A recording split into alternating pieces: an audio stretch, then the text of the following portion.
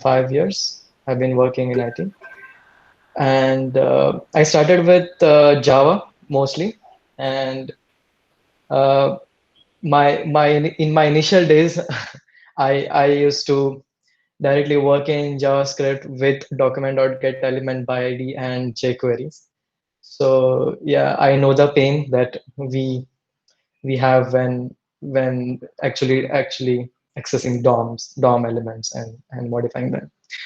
Then later on, I moved on to more of web frameworks as well, and so I started with React, and mostly I have been working with React only, and I don't have that much experience in Angular or Vue, but yeah, so that's why I started looking for a different framework, and this is what I stumbled upon, and I think it's worth to share with you guys. And yeah, so currently I'm working in TypeScript with TypeScript in a serverless architecture Lambda. I have been working. I had worked in PHP Laravel as well, and in a microservices architecture from uh, yeah, I've been working in mobile application development with React Native as well, and yeah, I think that's it from my introduction side. Let's just check what everyone is saying. Okay, running to what it's React, Angular. Okay, cool. Okay, I think many people have worked in React, so it would be good because I will be trying to compare Svelte with React methodologies, React way of working as well, and it would be easier for you guys so to compare and to know the difference for yourself. So yeah, let's go ahead. As Mayank said, I would want to have this session interactive as much as possible. So I would want you guys to just message on Meet chat. Maybe I'll ask you guys any question. Feel free to just unmute yourself and answer those any time in between, or ask questions. Yeah, let's go ahead. Let's just clear out what we are going to cover here. So we are going to cover why should we even care about Svelte. Uh, there will be live coding, lots of live coding. Basically, we'll be developing a very small with Svelte. So that will cover mostly all the basics of Svelte. Then we will have some kind of revision as well of the things that we learned, and then we'll discuss some pros and cons. Yes, I would want this to be a discussion because yes, I would like to know your thoughts as well. Yeah, so let's go ahead. Uh, this Svelte framework was created by Rich Harris. He's a guy from New York who works in New York Times as a graphics editor. Yeah, is a graphics editor, and he has been contributing to web development since very long. His first mega scale project was Rollup. If you guys know Webpack Browserify, Rollup is that kind of a, uh, bundling library that you can use. And yes, his is very active open source contributor. And I would really want you to go and check his talk as well later on. So yeah, this is something about Rich Harris. Let's go ahead. So yeah, there is one more UI framework, right? We already have React, we already have Angular, Vue, and still this new framework, and we really want to talk about it. Let's explore why. Let's explore why do we want to do that. So there is one.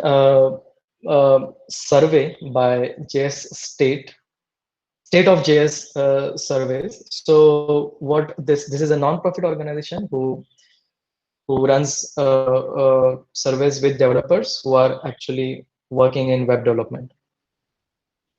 So they basically uh, categorize this survey into three parts, which is awareness, interest, and satisfaction.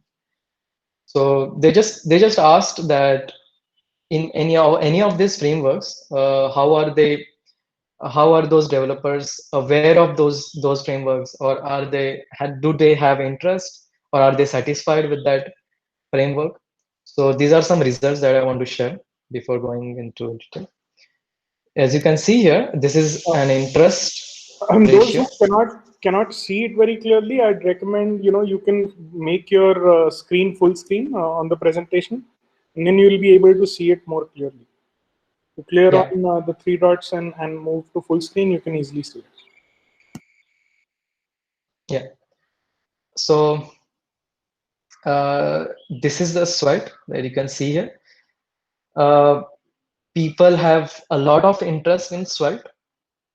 It's growing since 2019 because it was just released in 2018 end, and Svelte 3 was released in 2019.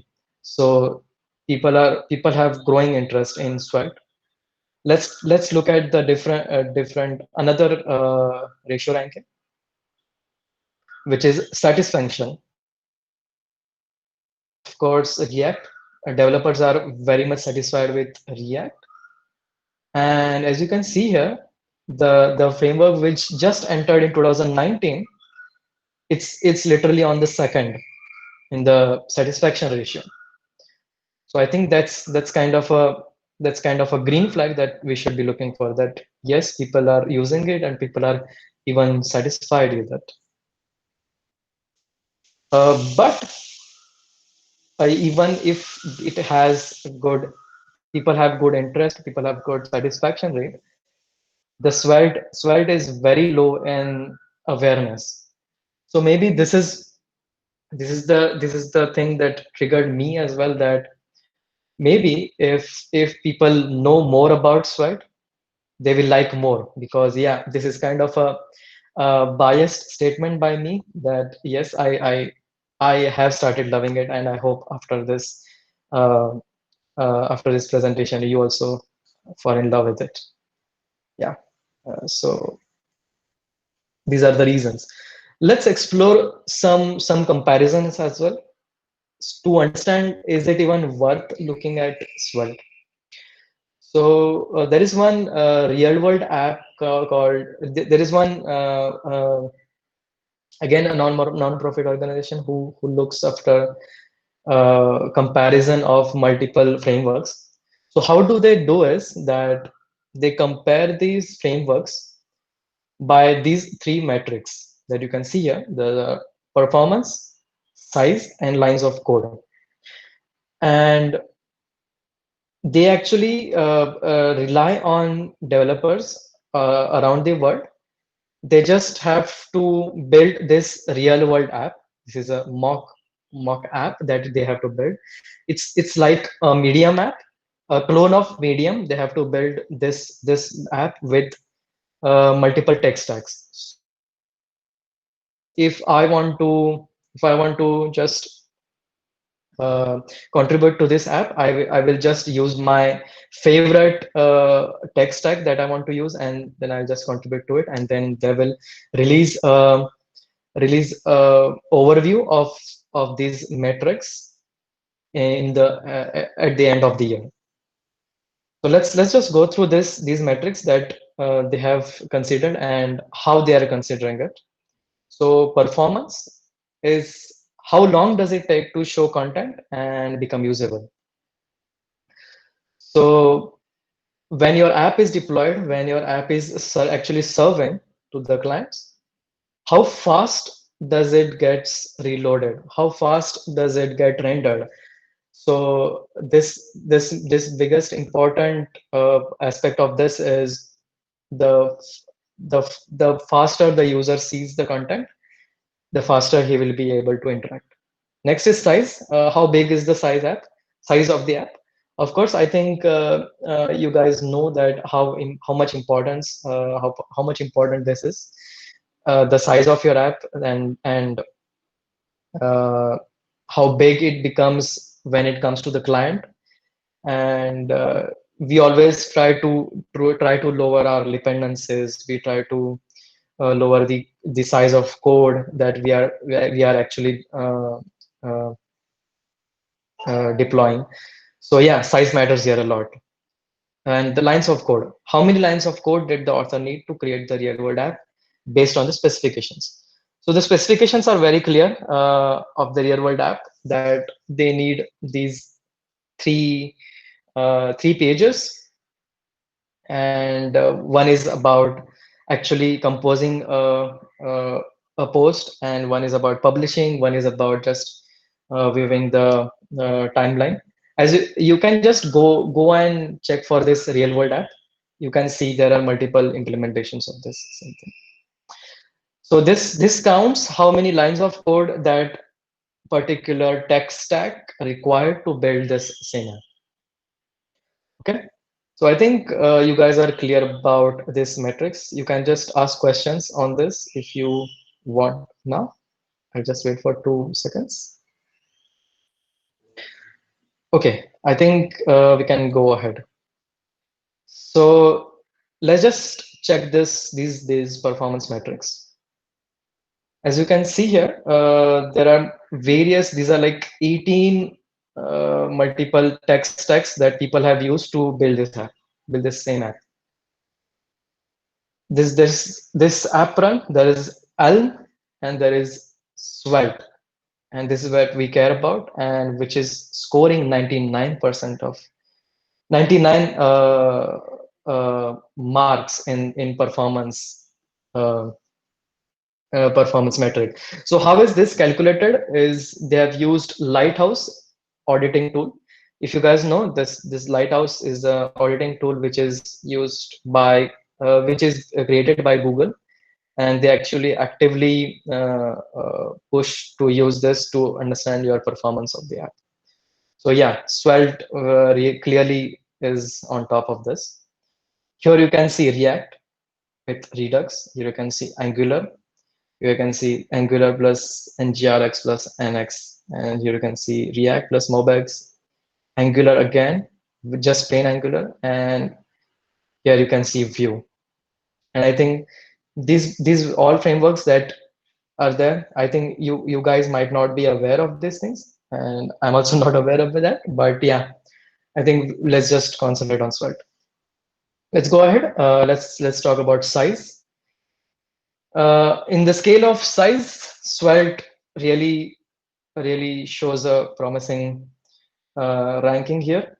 It's first, and these are the numbers in KBs. The whole app was built in this is absolutely with gzip compression. So yeah, you can see here this is like 15 KB of app was built in Svelte. And as you can see here, Angular is here, React Redux is here, and Vue is here. So yeah, let's go ahead and look at our next metrics, which is lines of code. Uh, Again, Svelte is again in the top 3. The least number of code that you have to write to build the same app. And again, Angular, React MobX are a little bit lower in that category. Vue is also here. So yeah, let's go ahead and see why Svelte is like among the top performing in all of the metrics. So the secret is Svelte is not a library. Svelte is not even a framework, but it's a compiler. So Rich Harris had this amazing idea about about frameworks in looking in a totally different light, totally in a different perspective. That why not we build a framework which does everything in advance and not in the browser and not in the runtime. What if we do all of the things that React does at compiler time, at compile time, at build step as a build step, you know? So this was a very big revelation from his side, and yeah, this is what Svelte is. So let's just talk about this code for a bit, and we'll discuss later on why is this important. As you can see here, there are three statements. First is square, which is just accepting a number, and it's just calculating its square. Okay, that's fair. There is the second number, which is actually calling that square method by giving first number. What is this first number? We don't even know that.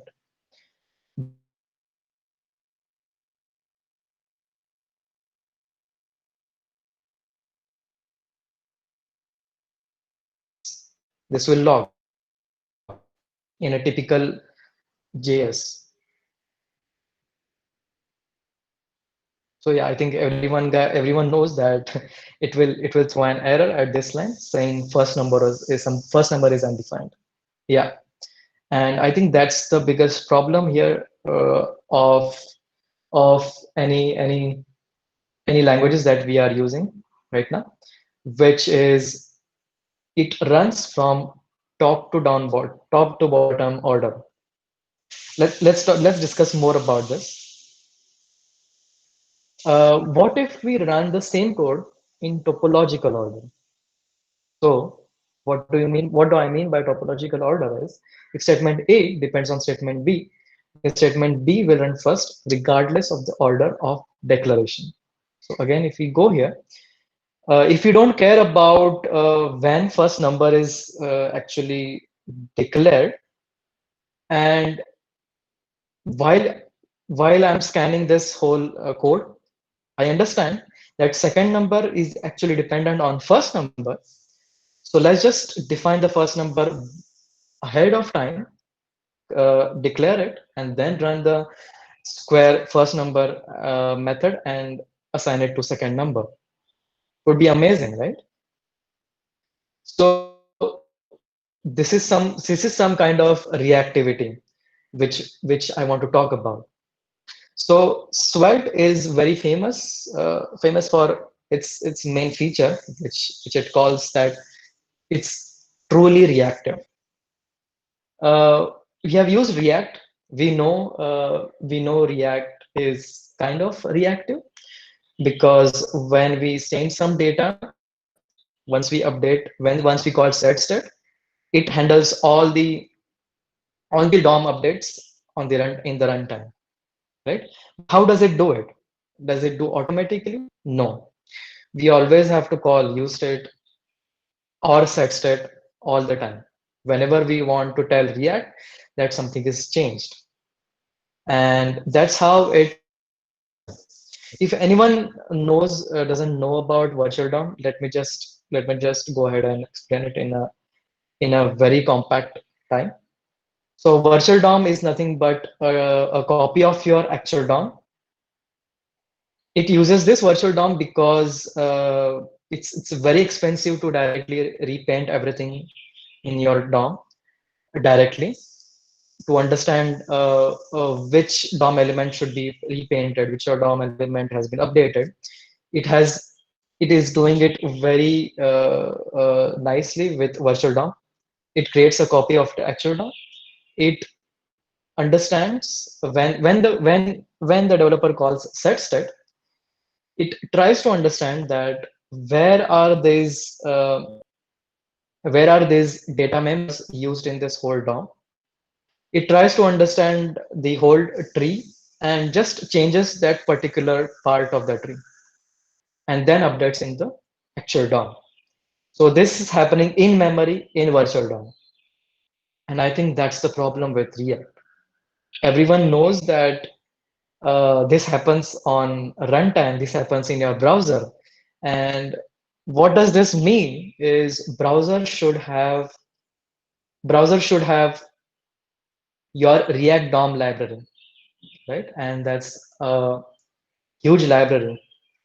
And it is actually doing all these computations while you're using this DOM. So that's why this is a little bit controversial. Even Dan Abramov, who is member of core development team in React, has admitted that React is not actually truly reactive. So how does Svelte handles this? So what does Svelte does is that I just have explained this to you that it does compile time compile time understanding of your code. It runs your code in topological order that we discussed earlier, that it understands what needs to be declared first so that all the dependent variables are updated accordingly. And it does that on in the build step. That's really amazing of Svelte, you know. It does not wait for the actual runtime, and this is the best thing about Svelte that we will be going to explore that as well while using it. Prathamesh, there's a question on the chat by Chintan. Okay. Yeah. Okay. Let's just check that.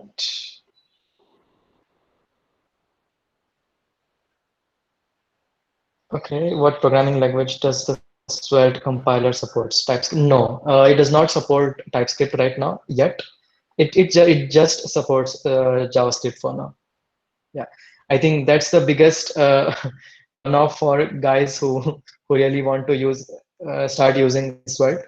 But that's in their roadmap, and I think that they'll be doing it very soon, adding the support very soon.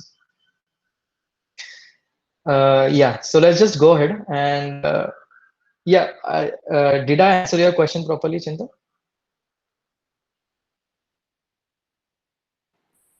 Yes, thanks, Prathamesh. So yeah, here is the comparison of two JS that you can see here. This is vanilla JS. We have a foo. We have declared it with 10. We have a bar, which is actually adding this foo with plus 10. Now what we are doing is we are actually assigning bar to foo again. Bar is again still 20 because there is no reactivity.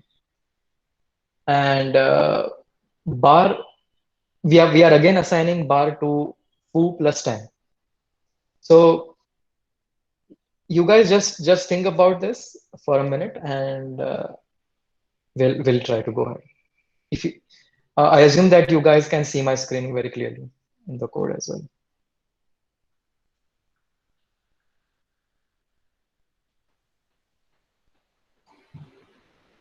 In the Svelte JS section of this screen, वो foo is equal to 15 के आगे, I think is the entire sentence complete, the third line, or is it bound to? Yeah. Yeah, that No, is it's commented. It's commented. अच्छा.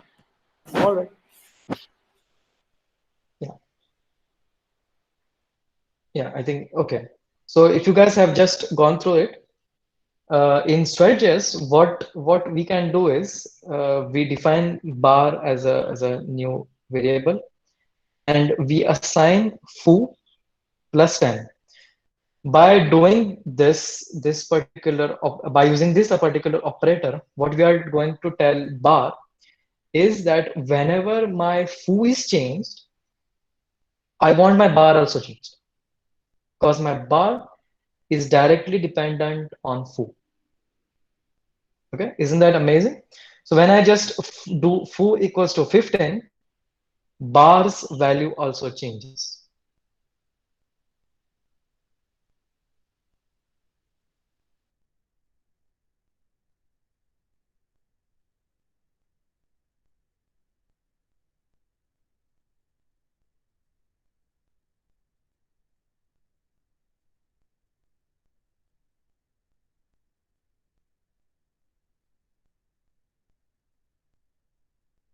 try to understand, try to change all the dependent variables.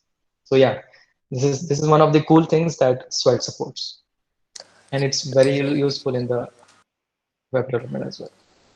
Sorry, does anyone have any question? So, Prathamesh, can I say that bar is a function of foo instead of saying that is a variable? Would that No, be correct? it's okay. Okay, so it does all these things in the background in the compile time, but for us, bar is just a variable. For a developer, bar is just a variable, and it does nothing else. Okay, thank you. Yeah. So yeah, let's just see what does it converts it to. So this is the same code that was earlier. As you can see here, uh, it's instantiating foo equals to 10, then foo equals to 15, and then it is trying to understand what is happening with bar here. So this update thing is added, injected by the compiler on the in the compile time. So it will handle this piece of code in its own. So yeah, I think I'll not go into detail because there are some very different operators that you can see here. You can just go in detail in later on. But yeah, this is what your code will look like in plain.js when you have converted it from Svelte.js. Okay, I think this is a little bit overwhelming for you guys that how this reactivity works and all. We are going to go with live coding as well. So I think it will get more clearer at that time. So this is what a typical Svelte file looks like. There can be three main different components. So one is component logic where you will have your script. Second is your style, and third is your actual HTML template. And the most important thing I think I would like to add here is your styles in this particular component will be scoped. So if you are using just a label here in styles, it will be just applied to your component and nowhere else. It will not be applied to anywhere else other than this component's HTML. So this is one more cool feature that it adds. So let's just go ahead and start coding, and then maybe you get to understand how all the other things are handled in Svelte. Okay, I think before starting that, I would like to ask guys that if you have any questions or doubts about this that we have discussed till now. Yeah, Prathamesh, I was just thinking about the earlier 12 code that we saw.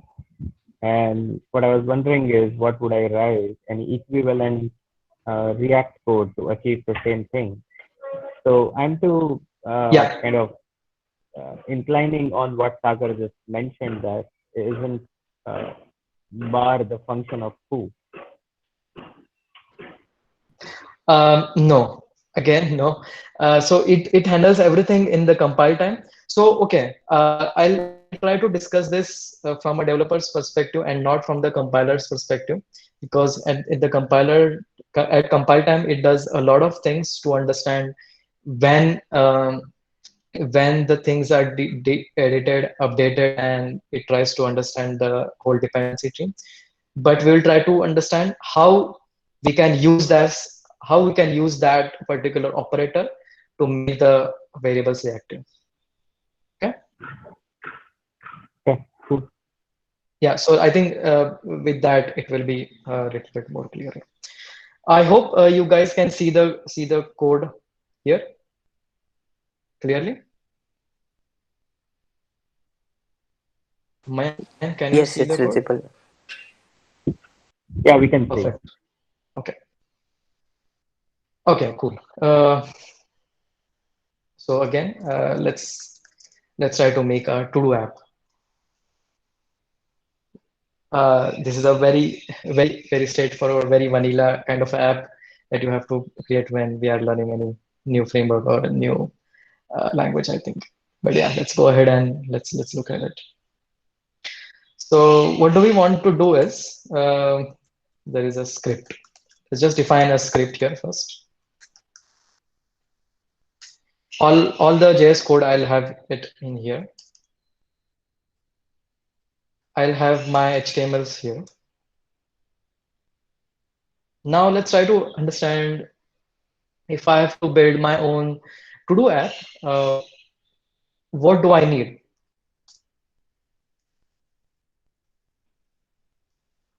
I'll need to-do items, right?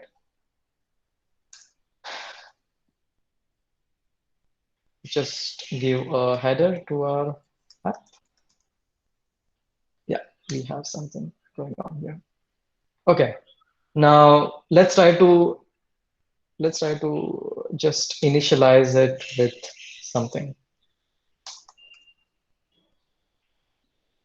So there is one item here in my to-do items array. So this is a directive that we are going to use to loop through the array. Okay, and we will be exploring multiple new features or new operators in this whole session. So feel free to just ask questions anytime. I'll try to explain more and more about these structures. Okay. So in Svelte, we start with hash each and we end with slash each. Okay. To-do items as item. So we have this as an item. Yeah. Let's just print that out. Okay.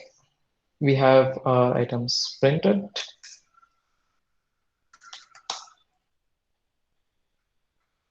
Okay, it's working fine. Okay. I think we would need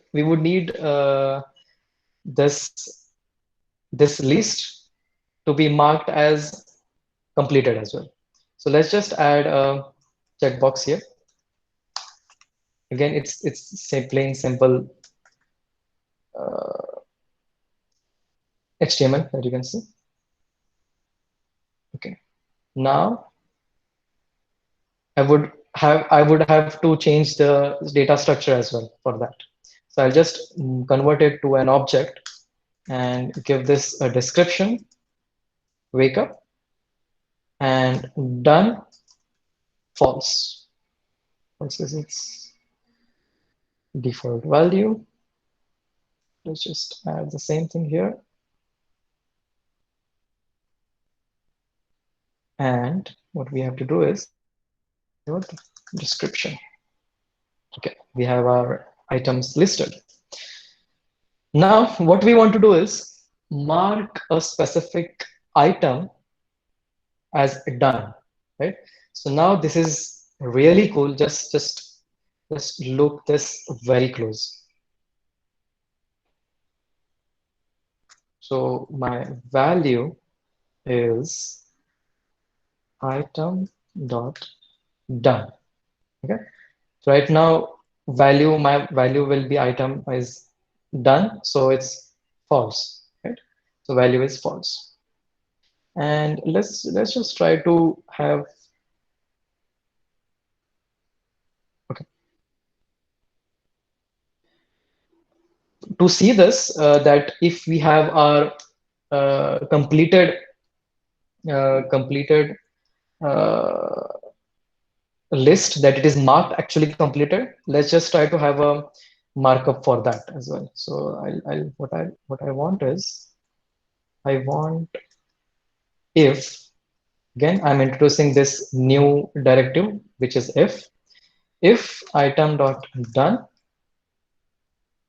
let's just close this. If item dot done, then I want it striped. Again the same thing, item dot description. Okay. else, so I'll just add it here.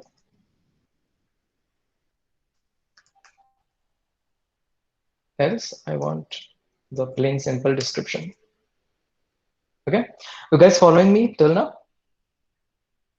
So what we have done is, if item is done, I've just added a strike. If item is not done, I've just shown it the description. So I think it's not done. That's why it's not strike through, right? What we want to do is, we want to update this particular checkbox, right? To back to this description. So sorry, back to this data structure. If this was React, what we had to do? Can you guys tell me? Anyone of you? Some on check function. Sorry. So some function, some on check utility function. Yeah, exactly. So there should be a on check which accepts my event. I have to understand what is the value of that event, and then I will have to update the value of that particular item in my total items, right? So let's just do that Svelte way. Is that cool? So there is this magic that it does. What we have told Svelte is this value of to-do item is directly bound to my this element. When I tell that Svelte, it reflects the changes accordingly. Does that make sense? Yeah. Does anyone want to comment on anything? It's pretty cool this way. Amazing. Yeah, yeah. So this is an amazing thing. So yeah, let's go ahead. What I want to do is again add a little bit more of a feature here. What I want to do is I'll just iterate the same things again, and I'll just show the completed items here.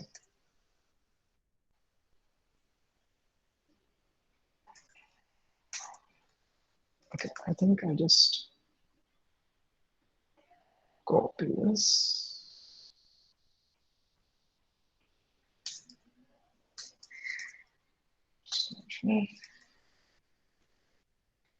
No, this.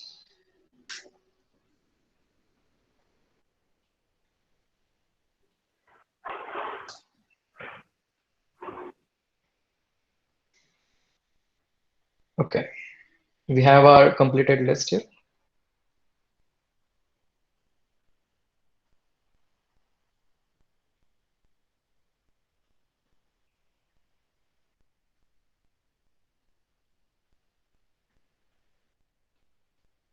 Okay, are we missing something?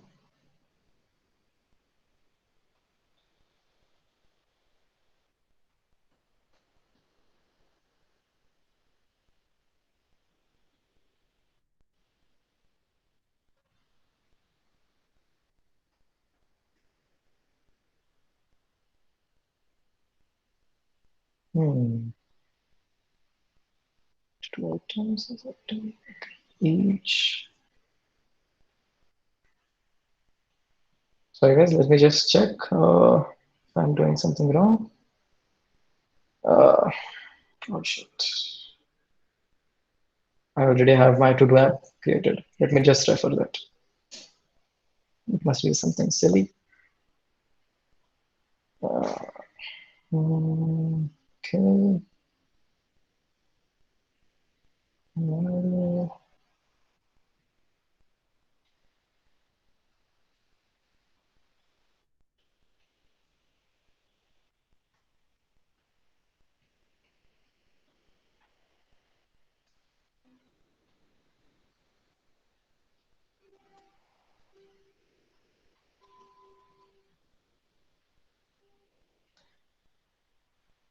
Okay, I think we'll come back to this later on. Let's just add one more feature where I am just adding more elements to this list. Okay, let's start with that, and then we'll come back again. Why is it not displaying properly? Okay, so this is text and value. Okay, so this is description. Now I would want a button to add item. So I just okay, that's add item. There's a description. Okay, so this is so basically when we declared this data structure, it became our state variable. So I want one more state variable which where I can use to store my description.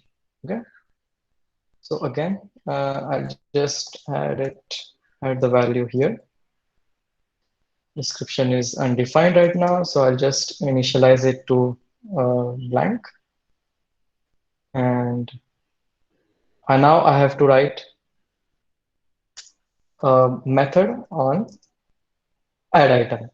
So in this in Svelte, how we can handle events is we have to do something like this: on colon click, and there will be add method. Let's just define that add a method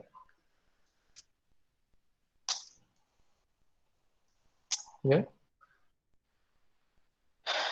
Okay, now since we learned earlier that this bind actually binds that value to the state variable, let's just try to bind this as well. So I bound this input text to my description. So I'm assuming that when I have my description, it is actually updated with my actual value.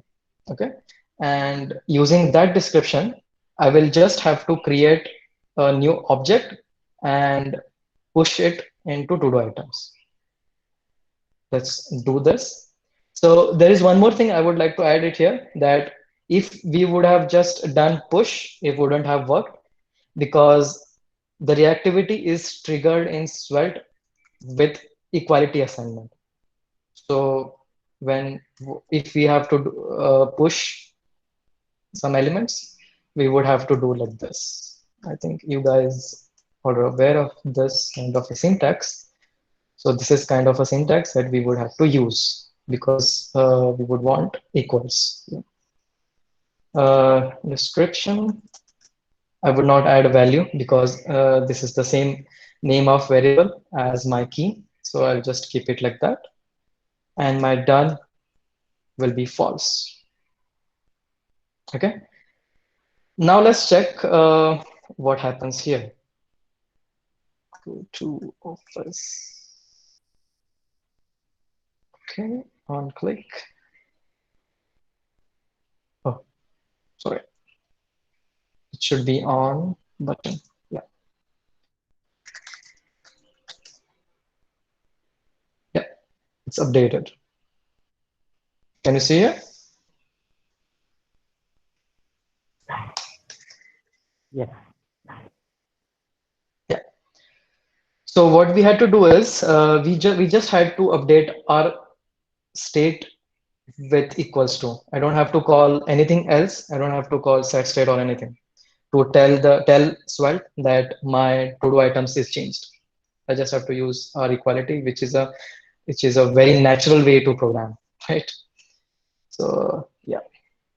So what we have done is here. Let's just go back and try to understand what we did in very short. Is we added a text input type text.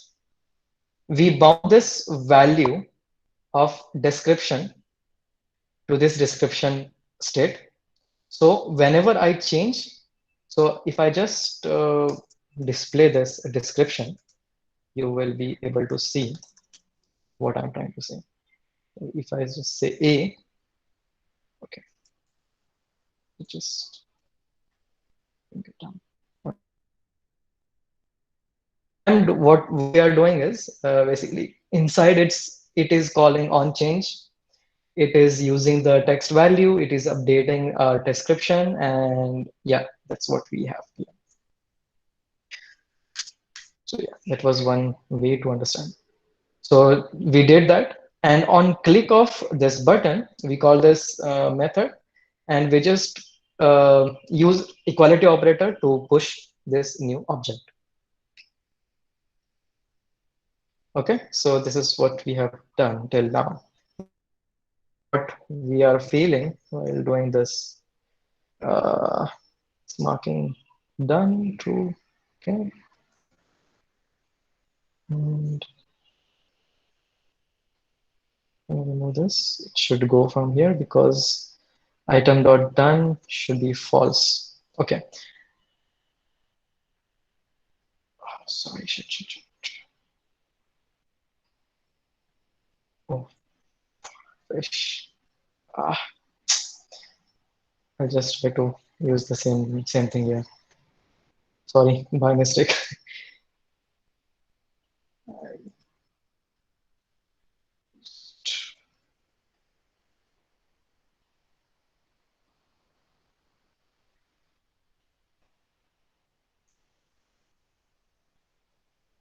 Yeah, and we have add item description. I think I should be saving it here. There is this save button. I should have used it. Okay, description. And we have to-do items here. Okay.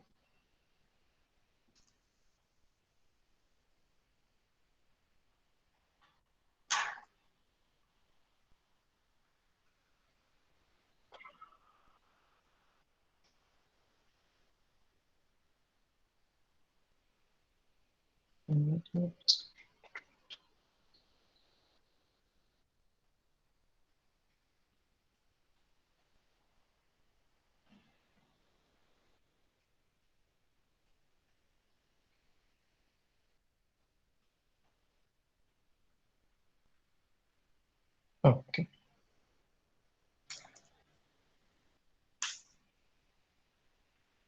Okay. Cool. I'll just add else as well, and we'll go ahead from there.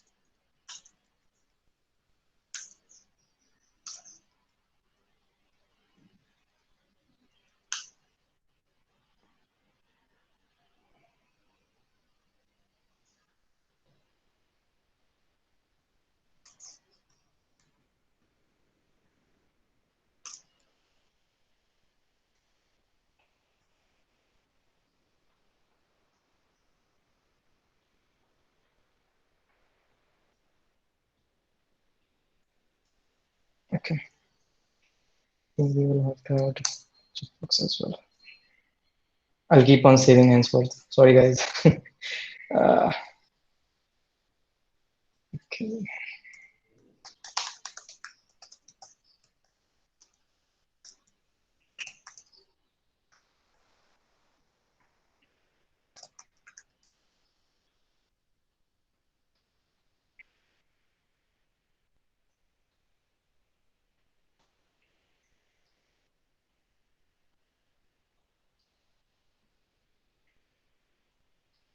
Okay, we have this. Okay, now let's just try to add one more thing that we were trying to do. Sorry, you guys Prathamesh, have questions? Yeah. Prathamesh, yes, you have a few questions. You might want to answer those first. Okay, cool. And just rename the description to new item description, please. Okay, sure.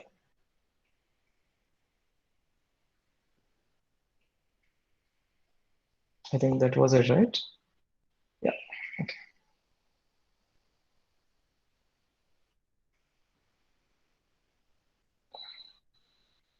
Mm, mm, mm, description, and bind it here, and I think this should work.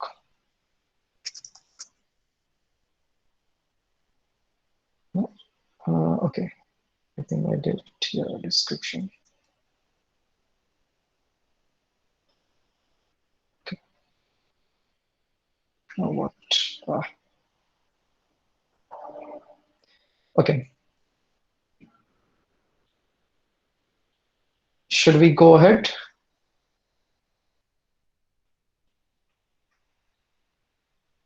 I'll save it now. Okay. Uh, let's try to list down the items which are completed in a different list. So, Prathamesh, sorry to interrupt. I have a question. So, this binding thing, is it two-way like we had in Angular JS? So, if you change Yeah, the value via JS, it will change the HTML. yeah, yeah, it's two-way. Okay. So, for now, what I see, this app looks like Angular JS 1. Mm-hmm. Pretty much exactly the same, the two-way data binding and the templating stuff. So, Mm-hmm. what else Yeah, does the Svelte gives extra so that yeah, it's more yeah, interesting? yeah. So I'll just go ahead and okay, there is one more thing that I had to add here is H1. And what I do is let's just display the completed count.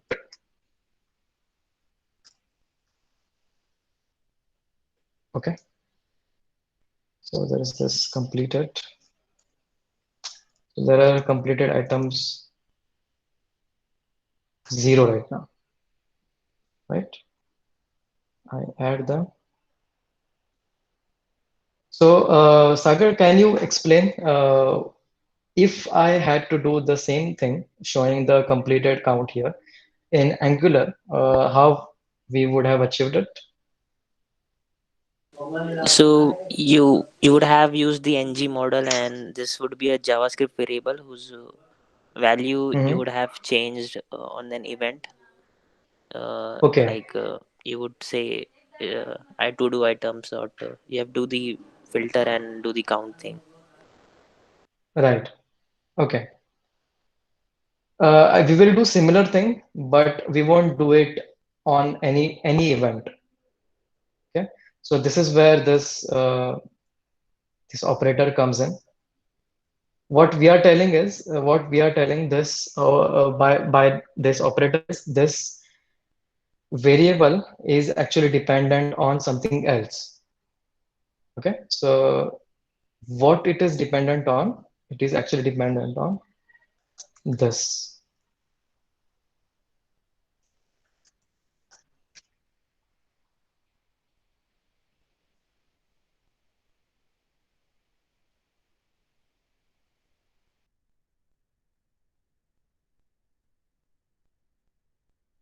right? So I did not have to write any this in any of my change or event. This just totally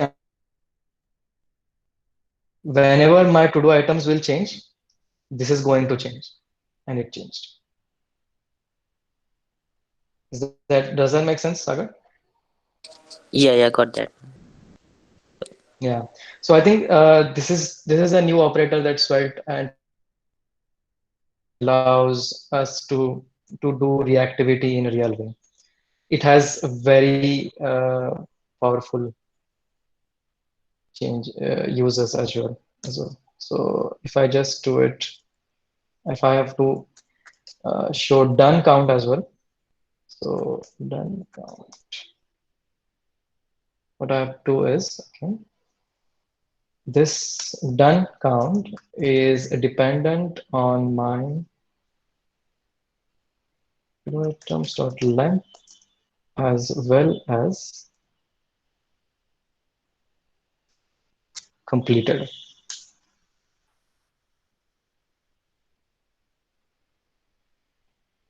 So no, sorry, pending So you count. mean pending count? Yeah.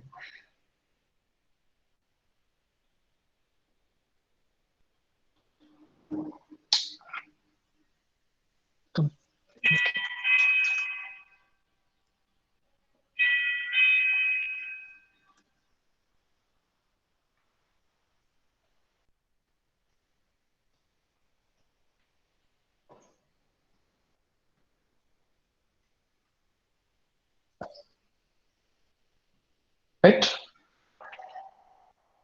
So when I do this, these are also state variables, but it's just that these state variables are dependent on something else. So it's trying to make sure that they all are invalidated and validated again when on the compile time. So also I have posted one question. So if there are, what do you call these variables with the dollar operator? Do they have any specific term or normal variables? Uh, yeah, these are normal variables actually. Okay. So These are not okay, different. I'll call them bounded variable or binded variable. So for these Okay. variables, if there is a circular dependency, if let's say for some use case or maybe a bug, I wrote that there is an Okay. interdependency between, would that be caught by Svelte compiler? Yeah, maybe let's try this. I've never tried that. Let's try this. Okay. Can you give me an example? Maybe you can say completed is equals to completed depends on pending and pending depends on completed, that way.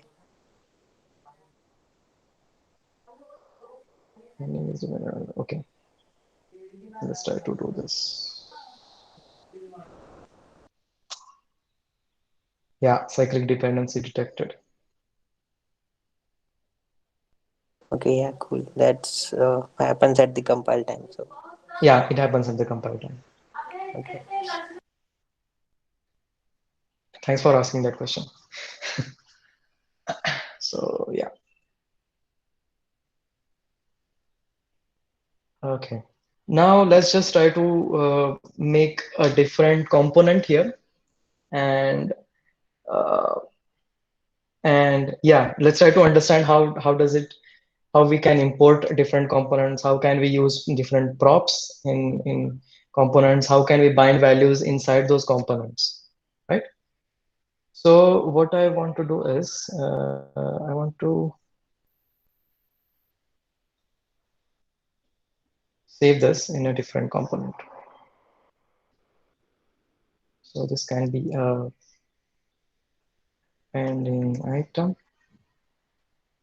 component, which will be just working on completed prop, description prop. Yeah, I think that's it. Okay, so I have exported this. Let's try to use that in our code here. So I just have to replace this whole thing inside each.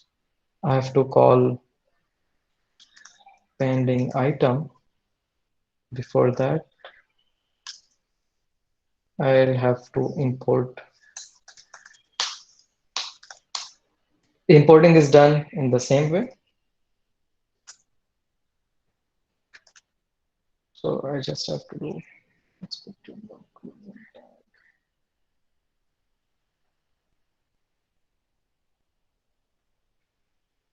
Do something wrong.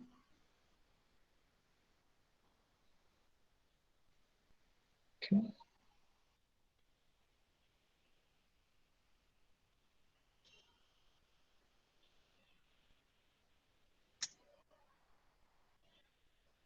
Yeah. Okay. Now, pending item expects completed and description. So let's try to tell this component that I want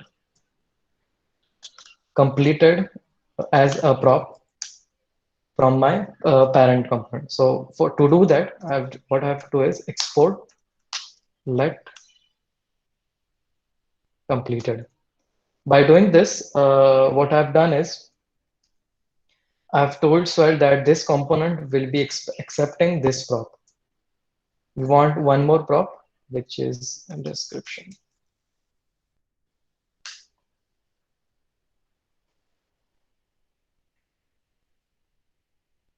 Try to pass these props here, which is finding, sorry, okay, completed. Completed will be item dot completed, and my description will be item dot description. Okay.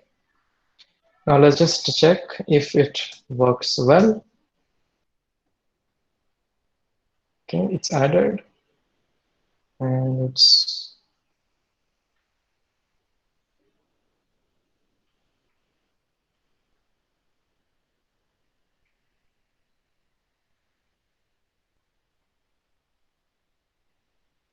yeah.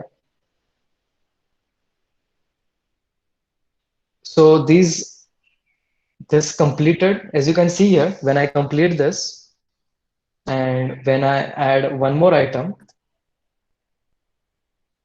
it forgets that it had changed this whole I had marked that completed, because it is not actually changed the completed value of my data structure. It has just changed my completed value in this component. Okay, so in order to do that, come on. Okay, don't worry, we have saved. Okay, so in order to do that, where is my component? Oh, I did not save it. Okay.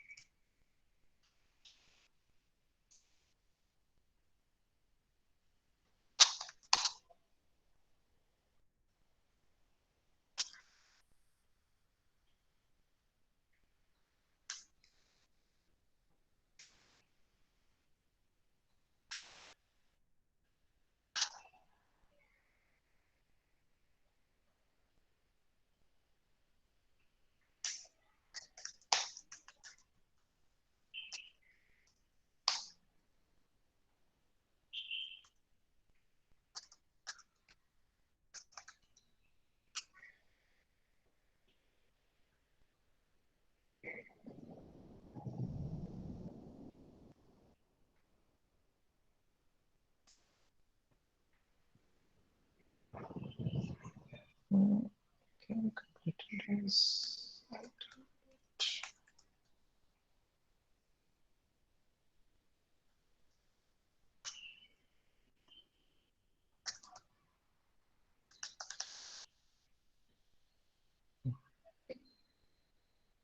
So I think we faced this issue that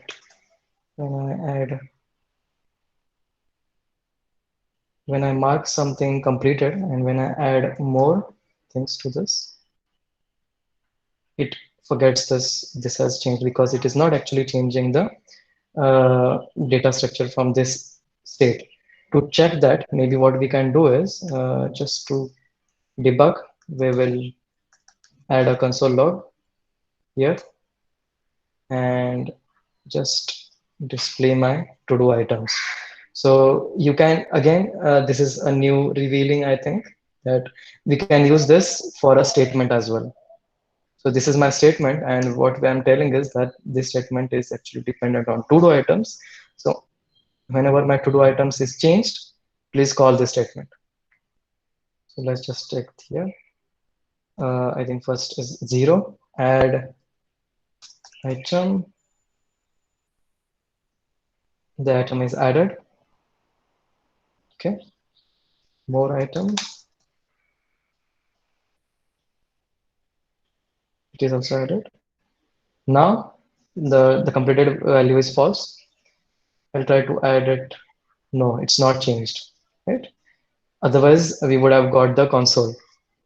So our actual change of this state is not back propagated to this parent component. So what we had to do is we have to bind again, use bind to actually bind it back to the item store. So when I do this,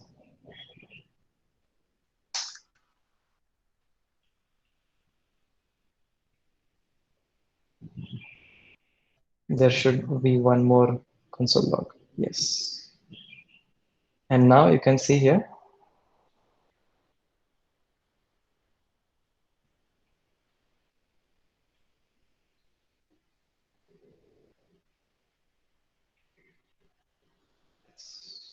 okay. Mhm. Yeah, so there is some text value, as you can change that as well. But it will become true,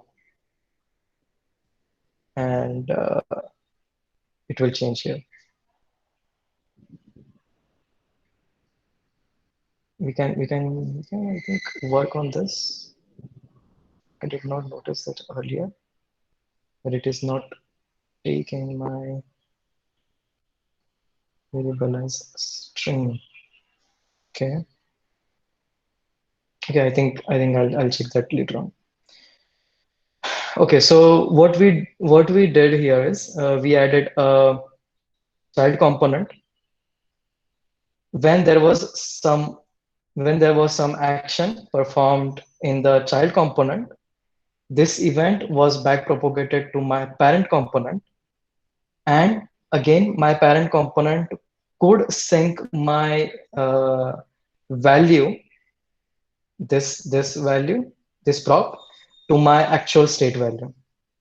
So all the boilerplate code is avoided with this. In case of state, maybe we would have to update our we would have to send a function here as a prop, so that it tells me what I have to do after one marks completed, and then back propagate the same thing back to the parent component. So this is a new cool thing that can be used with the use of bind. Do you guys have any question? Do you guys have any doubts?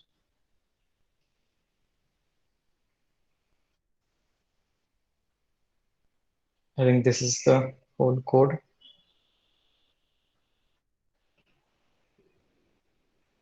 Do you guys have any questions? Yeah, Prathamesh. So just waiting for you to reveal how the compiled code is really solving this binding thing. Okay. Okay. So you can see here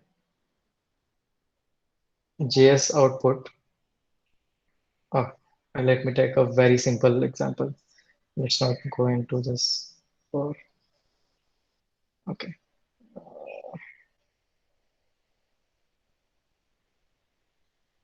Let's create a new.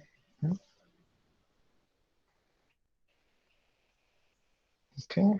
What we can do here is, okay. What do you want to check? You want to check the bind, or you want to check uh, the dollar operator? Yeah, I think how the dollar operator really, uh, binds the value. Okay. So to go into details of that, I think that's very okay. So they have used little bit uh, very complicated things to do that, because they have, so as you can see here, dollar is nothing but an operator which no one uses in JavaScript. They have managed to hack it to use in their own way. But just let's try to discuss this JS output as well if we can.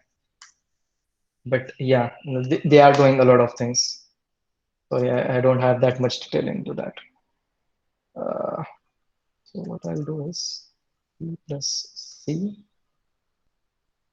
and let's try to bind this with a text box.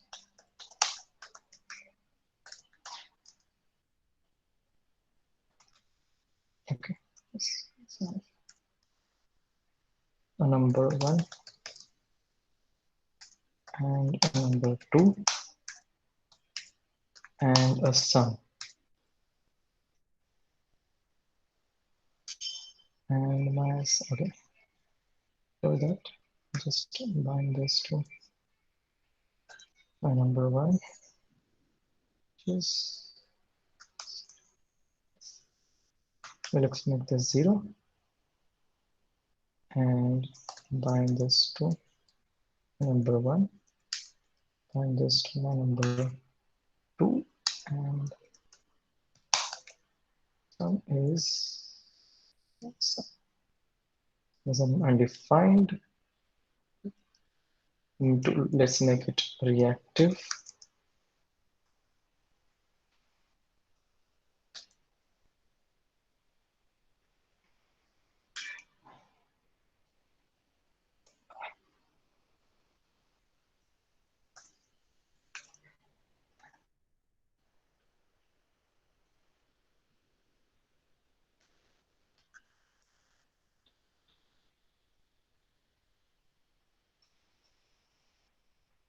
Yeah.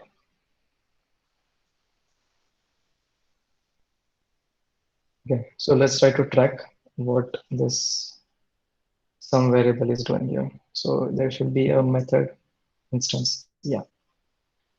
Okay. See this. So, okay, so as you can see here that you will always find this invalidated method all along. So whenever you tell that there are multiple variables that are going to be dependent on that, it will try to invalidate every time. Every time when you have, so invalidate does all the work actually, but it is called, it is injected whenever we are initializing a value. So when I'm initializing this value, it is actually setting this to number 2 and again calling this invalidate. So whenever our update is performed, so this is our update in this case, that whenever my number 1 and number 2 will change, my sum should be changing. It is calling this invalidate again. Okay, you guys, if you guys can see, I'll just zoom in. Sorry for that. Okay. So this is the main update method which does the invalidation and changing of the variables.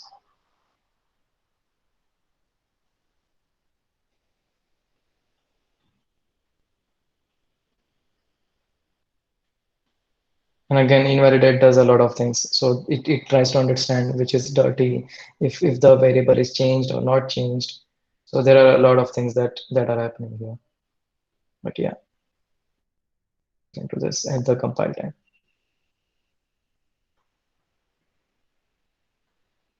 Do you have any questions?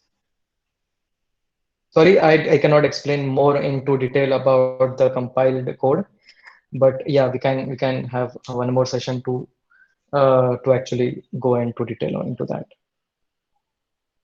No, Other that's than okay. I that, do you have understand. any more? There's Yeah. a lot of code that the compiler is really putting in. Yeah. You guys have any other questions regarding to Uh, this? so Prathamesh, so like this Yeah. dependency variable, it is not very much different from the way we do in React using the hooks, right? It is something. Okay. It's kind of like different definition to the React hook we use effect. So you give your dependency variable, and then that function will work, right? Mm-hmm. Mm-hmm. So what? Uh, Yeah. okay. So I think use effect. Uh, okay. So, but in use effect also, if you have some different dependencies on it. Okay. So let's just try to add example here. Use Mhm. effect. I have this example here, and I'm telling that when my number one or number two is changing, I have to do this. So what I have to do? I have to set state, right? Sorry, Yeah. set sum, right? Set some. Yeah. So this is what this is what it is avoiding. This is a boilerplate code because if it was so easy to tell that my sum is dependent on these two numbers and just add them. I don't have to watch them that when they are changed to something, right? So this is the boilerplate code that we avoided by just doing it, by just telling it, by just telling the sum that you have to do add these two numbers. That's it. Hmm. Okay. So I mean, this is kind of a sugar coating thing. Yeah, exactly. So this is kind of a syntactic sugar, which lets you write less and lesser code. Hmm.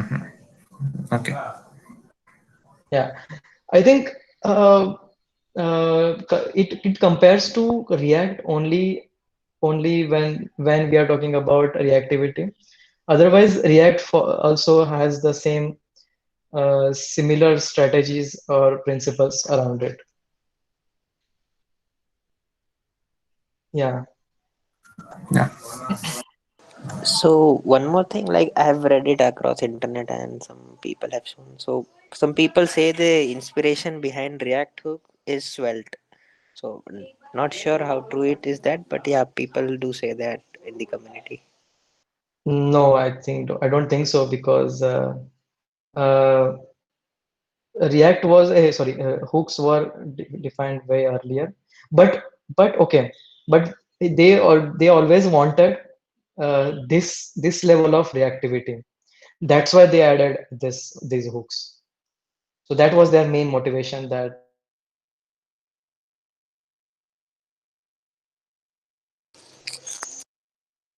Okay, yeah, thanks for clearing that. okay.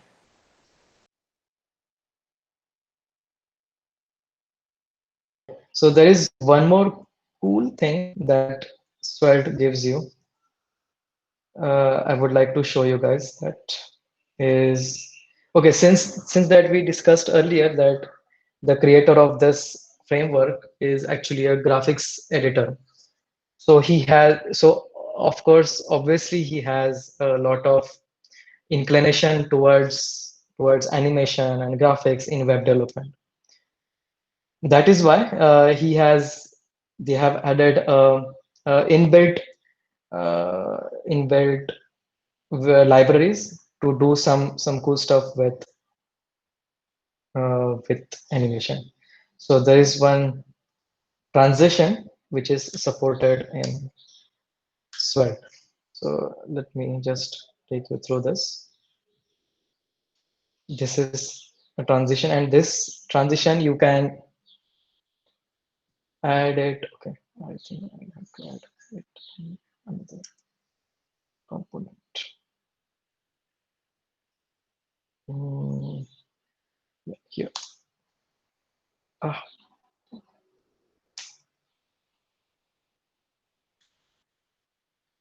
it's transition in.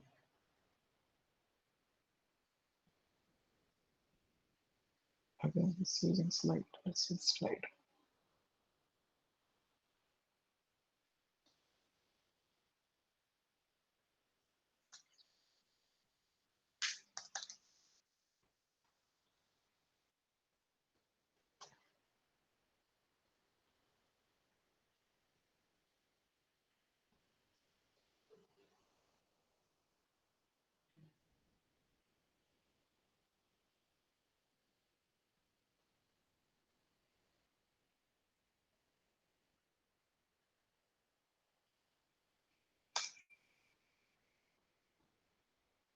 Yeah.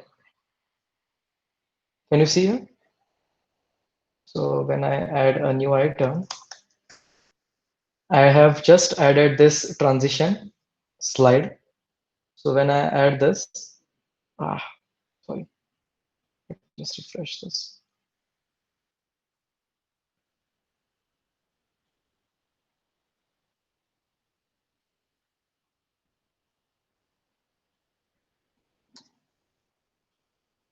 Yeah. Could you see the transition here happening?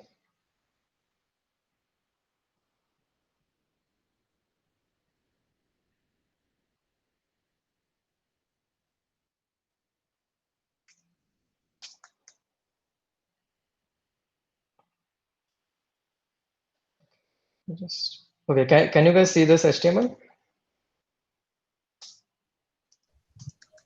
Yeah. Okay. Can you see this transition as well? So these transitions can be added so simply as just importing that particular transition which you want to add and adding it to this main parent component that will be changing, you know. So this is the parent component in this case, and in this case this. So I just added transition slide and it did its work. So there are many animation API methods that Swite gives you built in, and yeah, you can use it use it like this. There is one more thing that Svelte gives you, which is stores. So let's try to add our own store.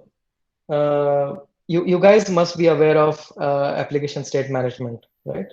I think I totally assume that you guys are aware of that. So there can be cases where our states should be shared in multiple components, right? So it's not always that I will have always have one component and I'll just have updates in this one component only. So there are multiple. There is one thing that we can do is in Svelte is that we can use stores. So stores are nothing but let me just open my app here for reference.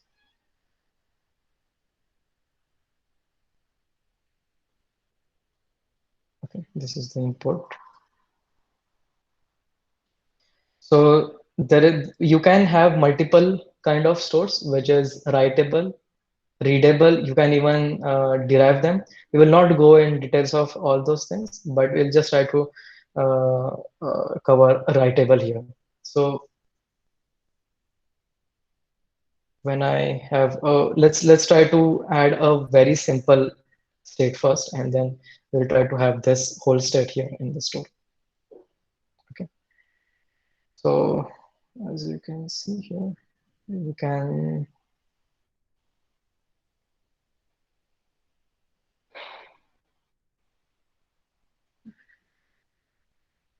I'll just export a constant, which is a count, and I'll make this writable, and I'll assign it some value, which is 0. Now, this will be a global state for our app. So whenever we want to use this count, what we can do is import it here.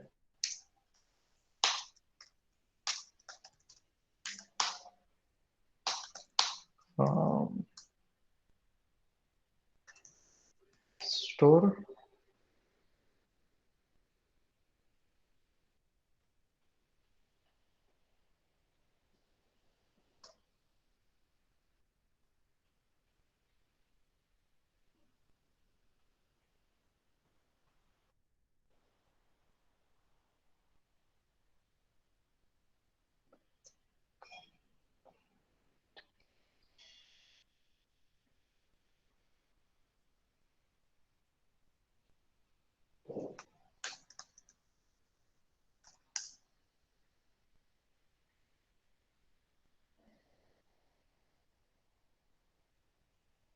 Let me just check this store once.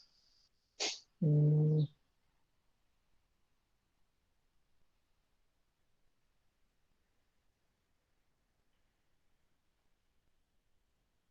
oh, it is writable. Sorry. Okay. Okay. Cool. Mm, now, how we can use it is we can just use count.subscribe, and I'll get this value here, and this is my local count, which is 0. What I have to do is I have to just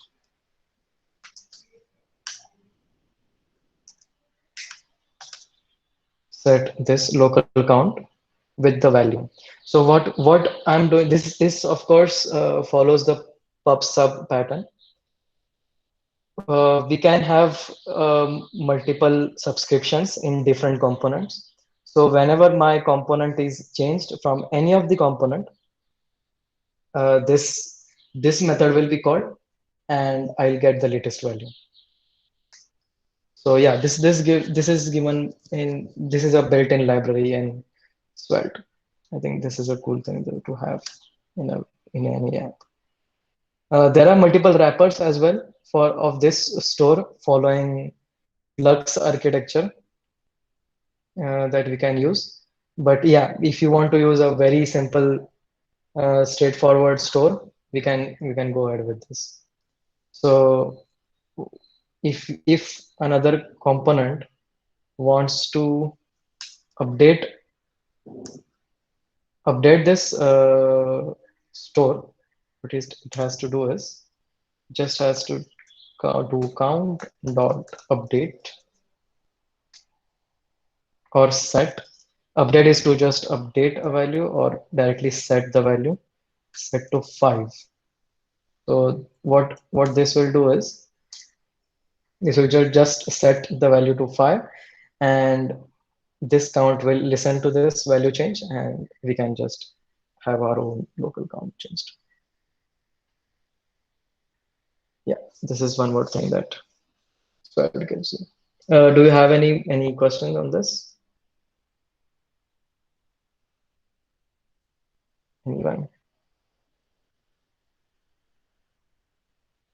Anyone wants to ask questions that if React does this, then how we can do it in Svelte? So that would be better for comparison as well.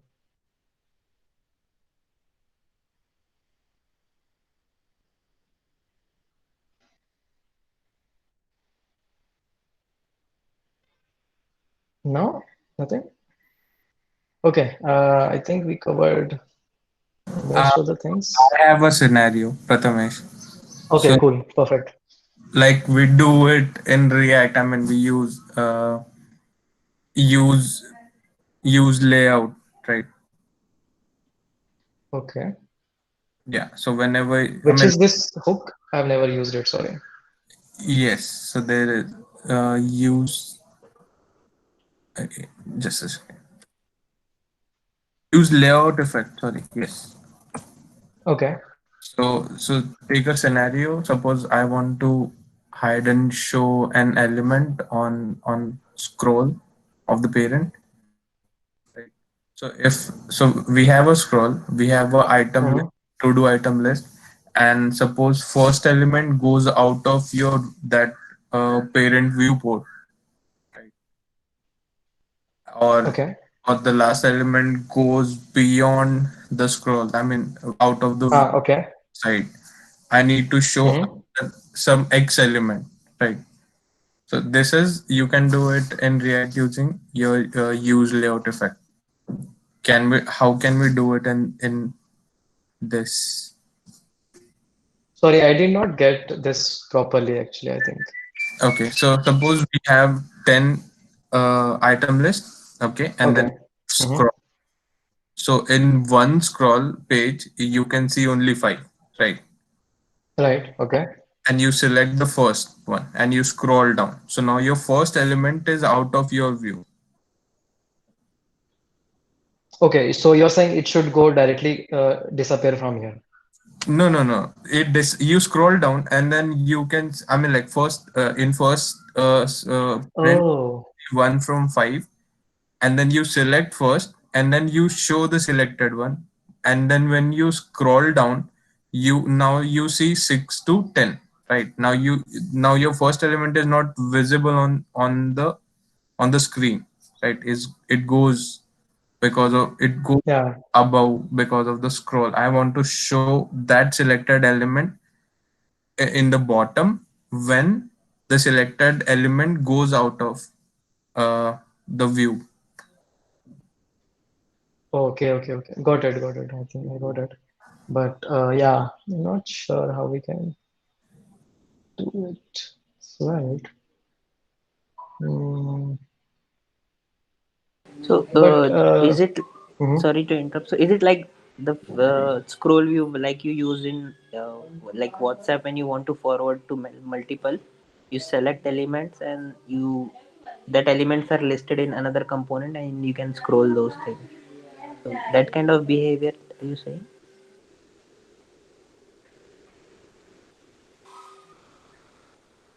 No, no. I mean, it's kind of difficult. So see, so you have 10 elements, 10 items, and then it is scrollable, right?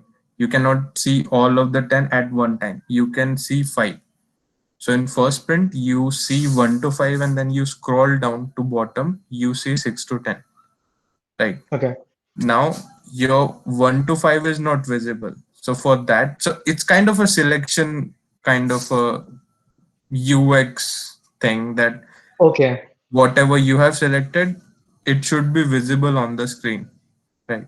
So you select. So I think we can, okay, and maybe there is one way to do that, but the easiest way, what I think is have another list.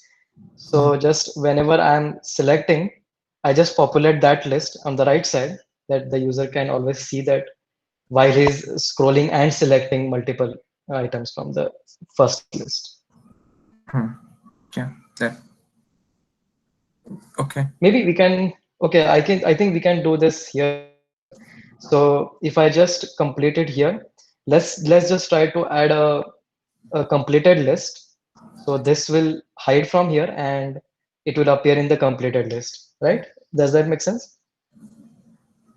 No, I mean, so this is a typical to-do list example. What I meant to do, meant to show is like, suppose take a scenario where you want. Okay, so there is a grocery list, right? And you select an item, and you scroll down. Now you don't know what item you selected because it is out of the user's view, right? Correct. You need to show it that, I mean, like this particular item you have selected, right? So for that, now it's out of the view. Now you want to want to show it because it is out of it. It has moved out of that particular. mm, Yeah. So that is, so that's what that's what I meant to, like, Okay. So how. yeah, I think those things can be done in very different ways. I think maybe have a different component that will always be visible to user, so user can just check the components that he has selected. Yeah, I think I would do it in that way, but your way is a different thing. I think I can just have to look at it. So How use layout effect. can we bind any event of element like we do it using this dollar thingy. I mean, Event of an element. yeah, I mean bind the event of scroll and then bind the variable. I Okay. mean bind the height of element on scroll. So that will give the height, and then we can compare the height. I mean, it's kind of we'll have Yeah. to. Yeah, I think, yeah, we'll have to check. I'm not sure how we can do it instead. But yeah. Uh, yeah. Okay. So, do you have anything else? Because this is what I wanted to demo, and I think it has covered a lot of things, including for each directives, if else, binding variables, reactive variables with dollar, and child components, some animation, but this is not the whole thing. It gives you a lot of control as well as multiple animation methods to work around. There is one more. There is store that we discussed. So yeah, I think. Do you have anything else? I think we covered a lot of things here. Do you guys have anything else? If not, then we can just go ahead for the revision and then pros and cons.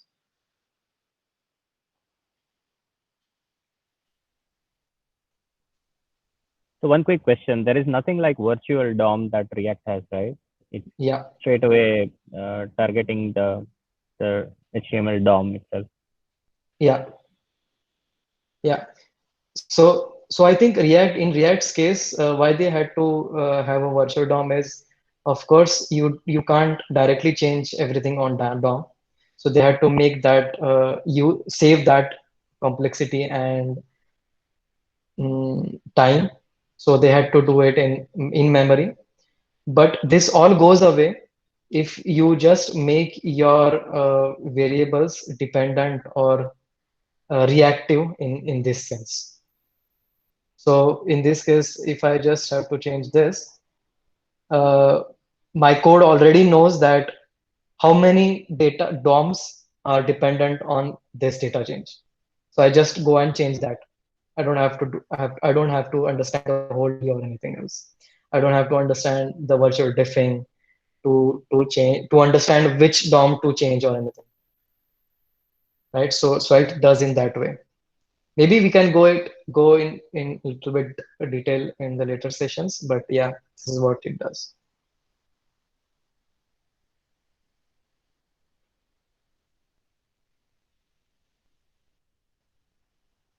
Uh,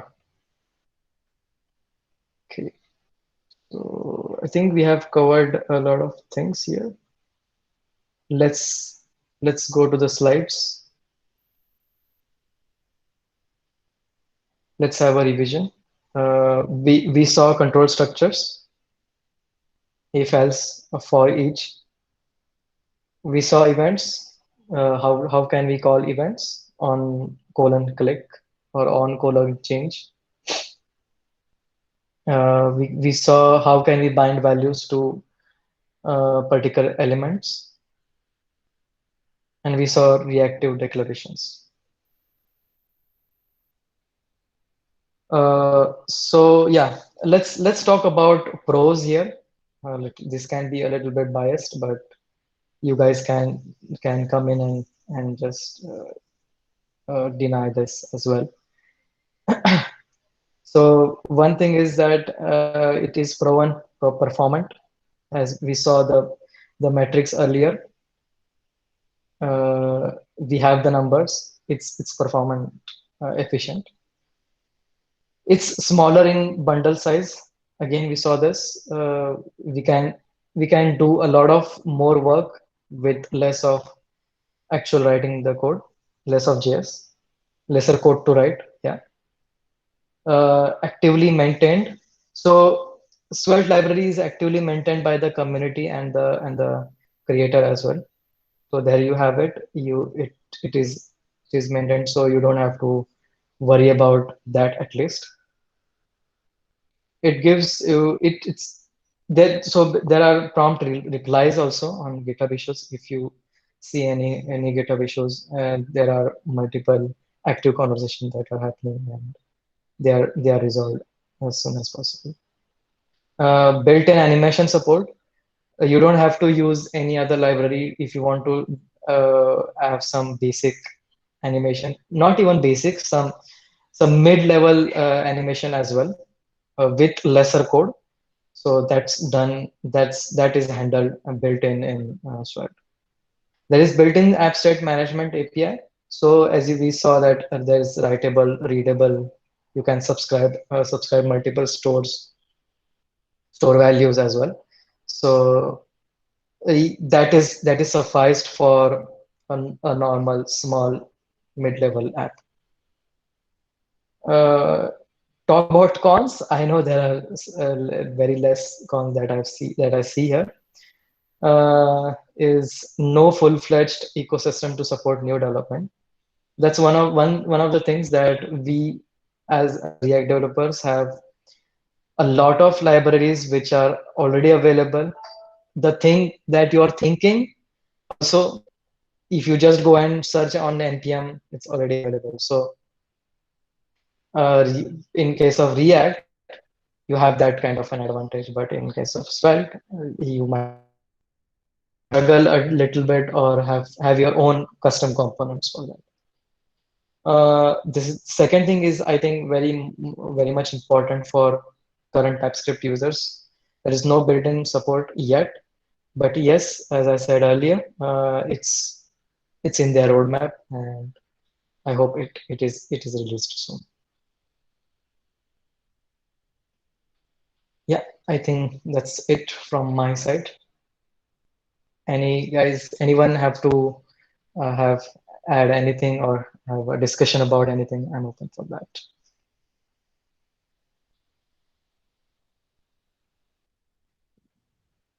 Anyone? Cool. Thank you, Prathmesh. It was a nice introduction Yeah. to this thing. I'll definitely try it out. Sure, try. And as you can see that we tried with the Svelte REPL. Svelte REPL is too cool. You can even build small apps. People have built smaller apps on Svelte REPL. So yeah, you can just go and try that without actually uh, installing anything on your PC.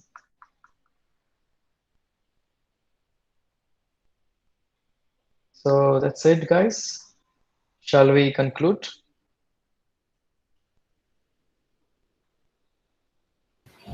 Yeah. Thanks, everyone. Bye. All right. Thank you. Thank Have a you. nice day. Bye. Bye. Thank you, Prathamesh. Thanks. It was a great workshop. Thank you, Prathmesh. Yeah, thanks.